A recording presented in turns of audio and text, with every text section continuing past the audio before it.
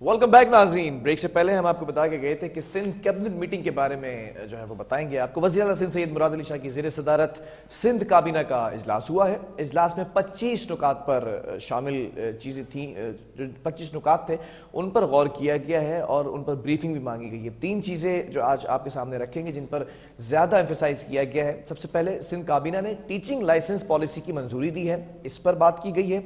दूसरी तरफ कराची के अंदर 3 बड़े नालों के मुतासरीन के लिए घरों की तामीर पर गौर किया जा रहा है, इस पर बात की गई है। और तीसरी चीज, जो इन्वेस्टिगेशन अफसरान है उनको स्पेशल इन्वेस्टिगेशन अलाउंस देने की मंजूरी दे दी गई है। हमारे साथ इस वक्त हमारे concern reporter Tariq Kazmi on call मौजूद है। तारिक, अहवाल बताइएगा। इस वक्त जो सिंध काबीना का इजलास आज हुआ है जिसको चेयर किया है वज़ीर आला सिंध मुराद अली शाह साहब ने।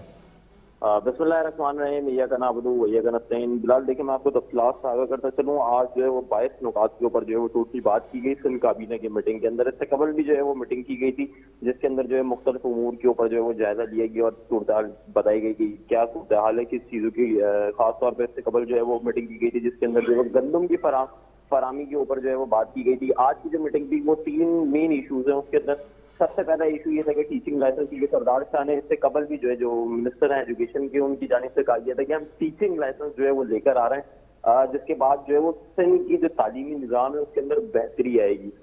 टीचिंग लाइसेंस का इशू ये है, जैसे डॉक्टर्स को लाइसेंस इशू किया जाता है, लॉयर्स को लाइसेंस इशू किया जाता है, किसी ड्राइवर को एक ड्राइविंग लाइसेंस इशू किया जाता है, इस तरह टीचर्स को भी जो है वो एक लाइसेंस इशू किया जाएगा, जिसके बाद जो है वो टीचर टीचिंग चाहे वो प्राइवेट सेक्टर हो चाहे वो गवर्नमेंट सेक्टर हो वहां पे इजीली जो है वो टीचिंग जो है वो करा सकेगा।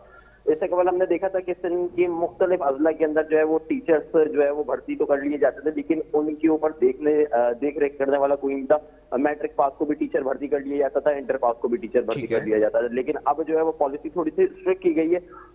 एक आउटसोर्स जो है वो टेस्टिंग सर्विस को इसका जो है वो इख्तियार दिए गए, जो आउटसोर्स टेस्टिंग है वो इन चीजों को लाइन अप करेगी, तमाम चीजें जो टेस्ट लेगी, रिजल्ट कंपाइल करेगी, उसके बाद जो है वो टीचिंग लाइसेंस किन लोगों को इशू करना है उन लोगों को दिया जाएगा। फिर उसके बाद बात की गई आज जो है वो औरंगी नाला, गुज्जर नाला और एक और नाला है जिसके ऊपर जो है वो तजावुजात जो तोड़ दिए गए थे, उसके अंदर शहरियों की तो कोई गलती नहीं थी, क्योंकि 2013 की बात कर ली जाए तो उस टाइम में चाइना कटिंग जो है वो उरूज पे थी। उसकी वजह से जो है वो लोगों ने वहां पे मकानात खरीदे, जिसके बाद जब गुज्जर नाला औरंगी नाला को जब एक्सटेंड किया गया तो वहां पे जितने भी तजावुजात थे, जितने भी घर थे, उनको मिसमार किया गया। आज वजीर बल्दियात सिंध ने नासिर हुसैन खान ने एक नवीस सुनाई है लोगों को, जो अरसे दराज 2014, 2015, 2016 से जो मुतासर लोग थे, पहली प्रायोरिटी उनको है कि उन लोगों को जो है वो घर दिए जाए। अच्छा, मैं आपको घरों की जो है वो रकबा भी बता देता हूँ। पहली प्रायोरिटी के अंदर जो है वो 80 गज के जो है वो घर जो है वो दिए जाएंगे लोगों को। 6000 एकड़ के ऊपर जो है ये जमीन मुख्तस की गई है जो मुतासरीन है उनको दी जाएगी। फिर उसके बाद जो है वो तकरीबन बताया जा रहा है कि 9 अरब से जायद जो है वो लागत आएगी इसके ऊपर, इस पूरे प्रोजेक्ट के ऊपर। जी तारिक, इस पूरे प्रोजेक्ट के ऊपर ये लागत आएगी जो आप बता रहे हैं? जी, इस पूरे प्रोजेक्ट के ऊपर पहली प्रायोरिटी जो 80 गज के मकानात जो शुरू करने जा रहे हैं उसके ऊपर जो है वो 9 अरब से जायद जो है वो लागत आएगी। फिर उसके बाद जो है वो नेक्स्ट प्रायोरिटी 120 गज के घर होंगे। फिर उसके बाद जो है वो 200 गज के घर का जो है प्रोजेक्ट शुरू किया जाएगा।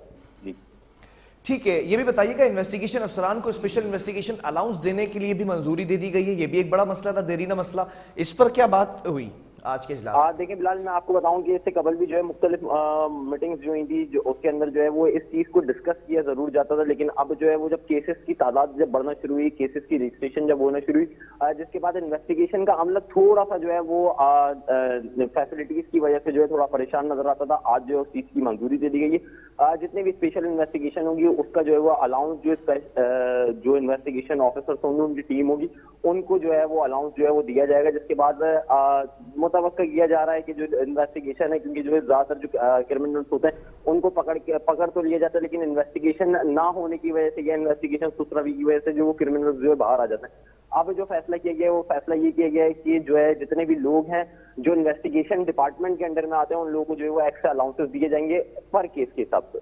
जी ठीक है, बहुत शुक्रिया इस हवाले से अपडेट करने के लिए। सिंध कैबिनेट इजलास के अंदर ब्रीफिंग दी गई है और 3 चीज़ों पर डिस्कशन किया गया। अब देखना यह है कि कब इनकी एग्जीक्यूशन होती है। प्रोजेक्ट बना लिए गए हैं, प्रोजेक्ट की लागत का भी तयन कर लिया गया है। अब सिर्फ ग्राउंड रियलिटीज़ के ऊपर बात करने की ज़रूरत है कि कब इनको एग्जीक्यूट किया जाता है। प्रोग्राम का वक्त ख़त्म हुआ है। अल्लाह हाफ़िज़।